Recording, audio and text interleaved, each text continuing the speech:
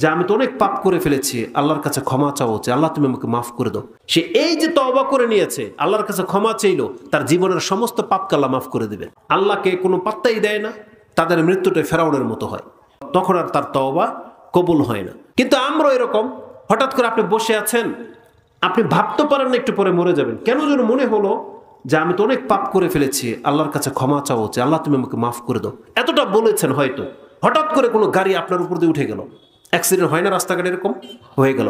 এই ব্যক্তি হচ্ছে জিতে যাওয়া ব্যক্তি। সে জানে না যে একটু পরে সে মরে যাবে। সে এই যে তওবা করে নিয়েছে, আল্লাহর কাছে ক্ষমা চাইলো, তার জীবনের সমস্ত পাপকে আল্লাহ মাফ করে দেবেন।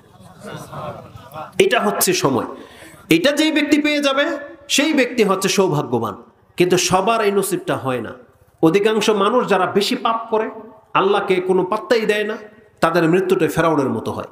সে মরার সময় অনুতপ্ত হয়, কিন্তু সময় পাস হয়ে যাওয়ার পরে, মানে সময় শেষ হয়ে যাওয়ার পরে সে তওবা করতে পারে, কিন্তু তখন আর তার তওবা কবুল হয় না। এই জন্য মরার সময়টা অত্যন্ত গুরুত্বপূর্ণ। যে কেউ ভালো কিছু করতে চাইবে, কিন্তু তাকে আল্লাহ সুবহানাহু ওয়া তাআলা সেই অনুমতি দেবে না।